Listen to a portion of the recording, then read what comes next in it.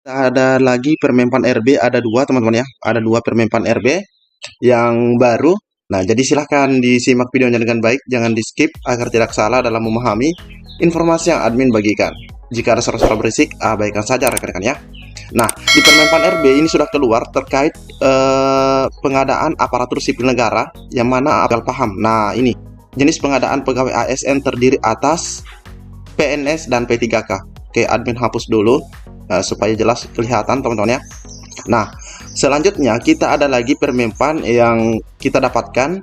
Nah, kita bisa cek di sini. Nah, ini adanya Permenpan nomor 20 atau keputusan dari Menteri Pendayagunaan Aparatur Negara nomor 320 tahun 2024 tentang, nah ini perlu teman-teman pahami, tentang mekanisme seleksi. Jadi ini ada mekanismenya.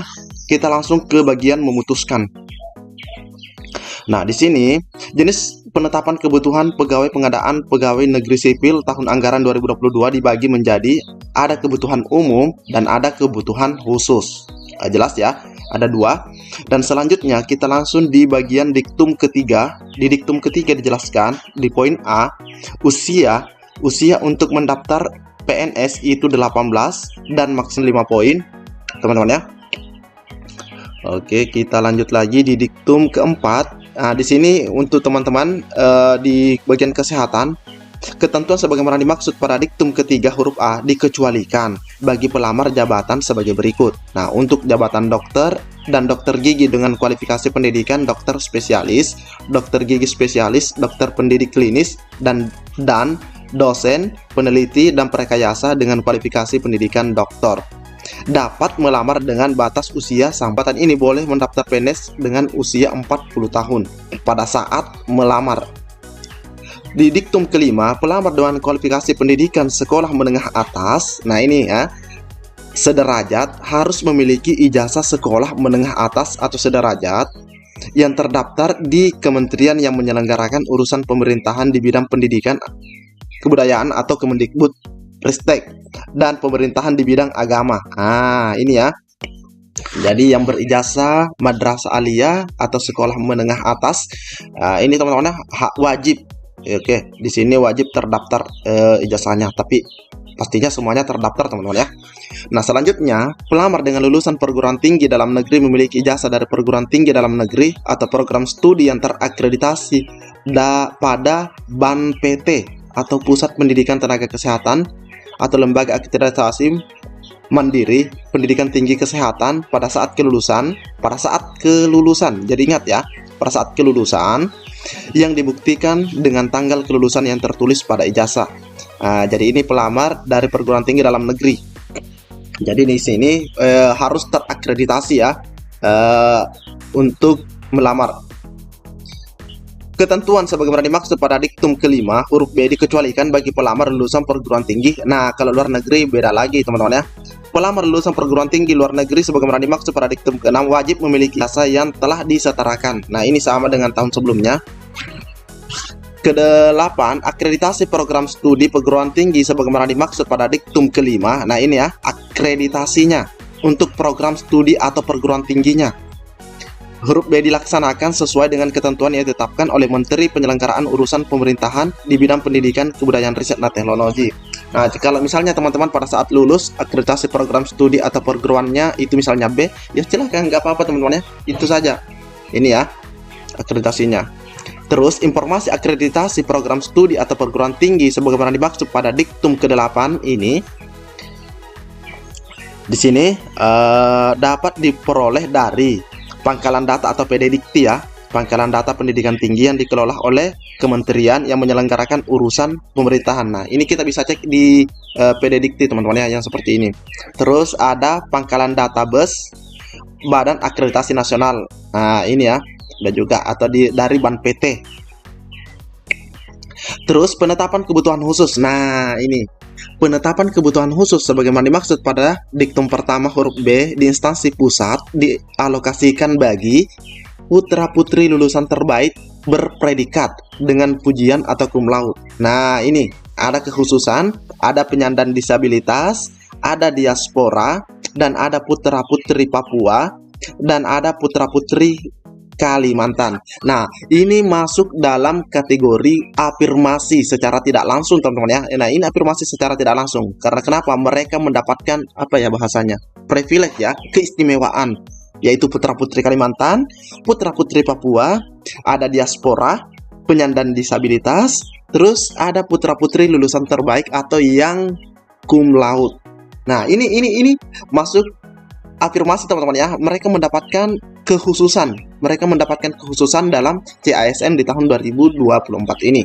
Nah, ini ada putra-putri Kalimantan. Nah, di sini tidak disebutkan apakah itu Kalimantan Timur, Kalimantan Barat, Kalimantan Selatan, tidak. Asal di sini Kalimantan. Selanjutnya, penetapan kebutuhan khusus sebagaimana dimaksud pada diktum ke-10 diperuntukkan bagi kebutuhan yang ditempatkan di ibu kota negara. Nah, yang diperuntukkan untuk di penempatan di ibu kota negara. Oke, jadi teman-teman yang dari Kalimantan atau yang masuk dalam kategori 1, 2, 3, 4, 5 ini, ya usahakan kalau bisa memilih formasi yang penempatannya di IKN. Nah, karena kalian itu sudah mendapatkan tiket istilahnya ya, begitu. Sudah ada afirmasi khusus.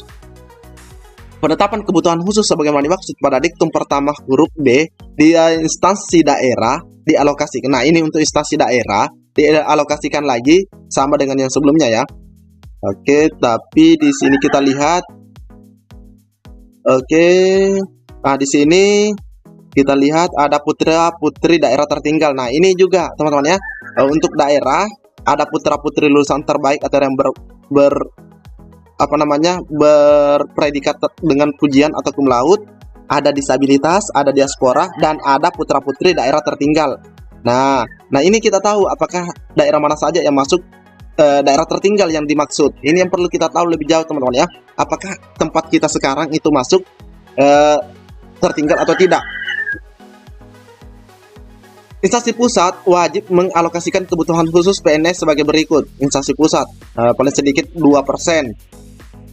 Di sini untuk kebutuhan penyandang disabilitas dari total alokasi kebutuhan PNS yang ditetapkan oleh Menteri, dan 55% untuk putra-putri Kalimantan dari total alokasi kebutuhan PNS pada unit atau satuan kerja pusat.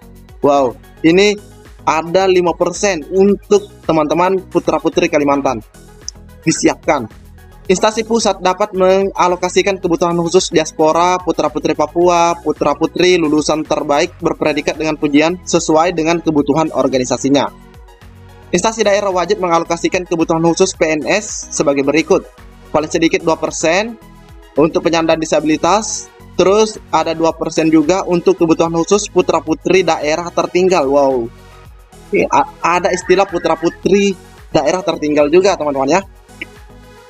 Instansi daerah sebagaimana dimaksud dalam diktum ke-15 huruf B merupakan instansi daerah yang tercantum dalam peraturan presiden. Nah, ini ternyata yang masuk daerah tertinggal ada dalam peraturan presiden nomor 63 tahun 2020, teman-teman ya. Nah, teman-teman bisa share sini ini apakah daerahnya masuk.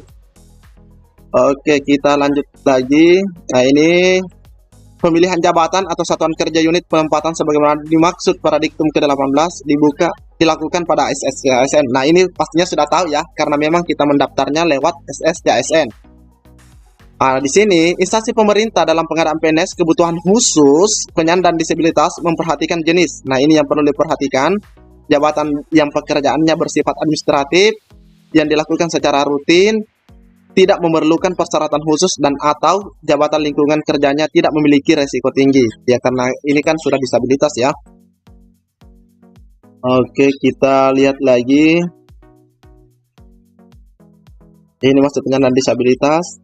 Penyandang disabilitas juga. Ini teman-teman penyandang disabilitas wajib melampirkan ini ya. Ada video, surat, ada keterangan dari dokter juga.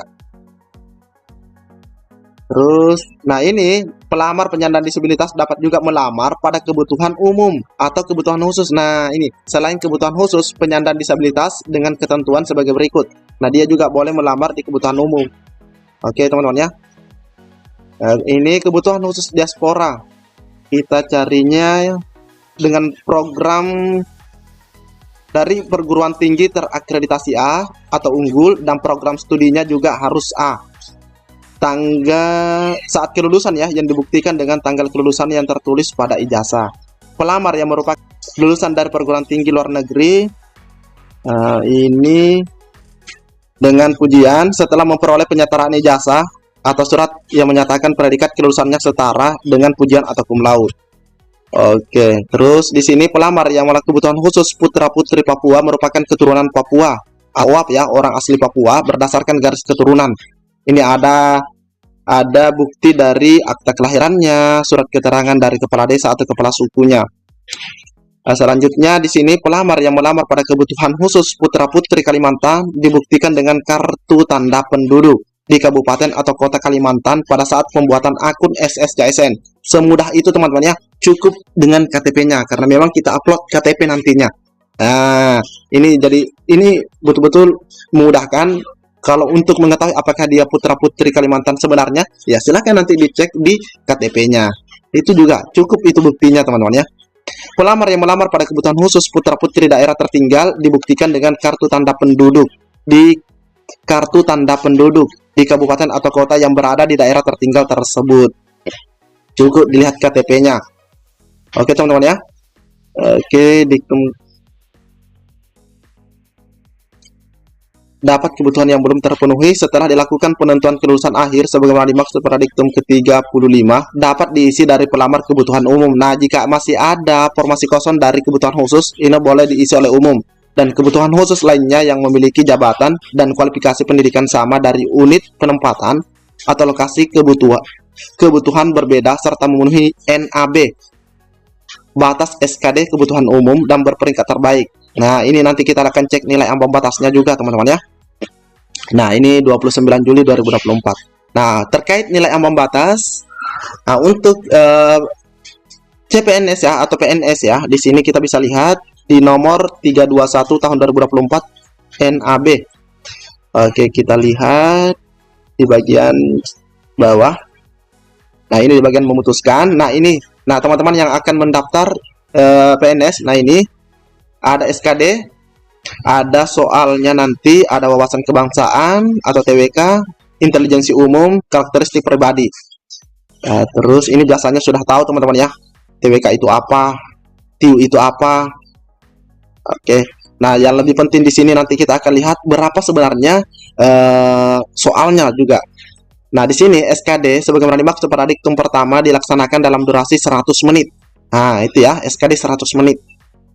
Selanjutnya, SKD bagi pelamar sebagaimana dimaksud pada diktum keempat dilaksanakan durasi 130 ini untuk yang disabilitas ya. Jumlah soal keseluruhan SKD adalah 110 butir soal. Nah, di mana SKD ini ada TWK-nya 30, TIU-nya 35 dan TKP-nya 45 butir soal. Nah, untuk materi soal TIU dan TWK bobot jawaban benarnya 5. Salah tidak mendapatkan nilai. Kalau teman-teman salah itu nilainya 0. Nah, tapi di sini teman-teman usahakan bisa menjawab betul-betul jawaban yang benar supaya dapat poin 5. Sedangkan berbeda kalau untuk TKP. Jawaban benar bernilai paling rendah 1. Nah, kalau paling rendah ini 1 dan paling tingginya ada 5. Kalau teman-teman mengabaikan soal itu, tidak menjawab sama sekali, baru mendapatkan 0. Sedangkan kalau TIU dan kalau salah sudah pasti 0, apalagi kalau tidak menjawab. Nah, itu nilai kumulatif paling tinggi untuk SKD. Ini total maksimalnya jika teman-teman bisa mendapatkan nilai 5 dari 110 soal. Nah, teman-teman itu akan mendapatkan nilai 550. Nah, ini sudah tidak ada di atasnya teman-teman ya. Ini sudah nilai maksimal. Nah, di sini kita akan lihat 150 untuk TWK jika teman-teman bisa menjawab soal TWK dengan benar atau sempurna. Sedangkan 175 untuk TIU jika ini bisa dijawab dengan benar ya, bisa disapu bersih, dan 225 untuk TKP. Seperti itu ya. Oke, kita lihat. Nah, ini nilai minimal yang teman-teman harus capai baru bisa dikatakan mencapai nilai ambang batas, yaitu 65 untuk TWK, 80 untuk TIU, dan 166 untuk TKP-nya. Kalau di sini teman-teman cuma dapat 60, ini sudah pasti nanti gagal. Tidak bisa lanjut ke SKB. Karena kenapa? Ini sudah tidak mencapai nilai ambang batas. Begitu juga kalau misalnya TIU-nya dapatnya cuma 70 atau 75. Nah, seperti itu teman-teman ya. Ini sudah pasti. Atau TKP-nya cuma dapatnya 165. Kenapa bisa 165? Karena kan kalau TKP itu asal jawab saja sudah pasti dapat nilai begitu. Itu singkatnya seperti itu ya. Jelasnya seperti itu. Asal jawab saja TKP ini sudah pasti dapat poin. Selanjutnya, ketentuan sebagaimana dimaksud pada diktum ke-12 dikecualikan, diktum ke-12 ya, dikecualikan bagi penempatan kebutuhan khusus. Nah, siapa yang kebutuhan khusus? Nah, ini tadi. Nah, ini tadi teman-teman ya, kebutuhan khusus ini. Kebutuhan khusus yang dimaksud di sini adalah putra-putri lulusan terbaik, terus diaspora, penyandang disabilitas, putra-putri Papua, dan putra-putri daerah tertinggal. Nah, jadi untuk diktum ke-12 ini berlaku untuk putra-putri Kalimantan. Hanya untuk yang ini teman-teman ya, putra-putri daerah tertinggal. Penetapan nilai ambang batas pada penetapan kebutuhan khusus putra-putri lulusan terbaik berpredikat dengan pujian dan kebutuhan khusus diaspora sebagaimana dimaksud pada diktum ke-14, yaitu nilai kumulatif SKD paling rendah 311. SKD-nya cukup dia 311. Nilai TIU-nya paling rendahnya 85. Ini. Terus penetapan nilai ambang batas pada penetapan kebutuhan khusus penyandang disabilitas, kebutuhan khusus putra-putri Papua, terus putra-putri daerah tertinggal sebagaimana dimaksud pada diktum ke-14, SKD-nya paling rendahnya cukup minimalnya 285. TIU-nya cukup 60. Ini sudah masuk dalam NAB ya, sudah lolos. Nah, seperti itu teman-teman ya. Jadi ini adalah afirmasi sebenarnya yang diberikan oleh pemerintah jika kita mencermatinya teman-teman ya. Karena ada pengecualian dari yang umum itu. Nah, untuk P3K-nya, nah kita tunggu keputusannya, permenpannya teman-teman ya. Nah, ini masih dari PNS-nya. Seperti itu teman-teman ya. Oke. Cukup sekian informasi yang dapat admin bagikan. Assalamualaikum warahmatullahi wabarakatuh.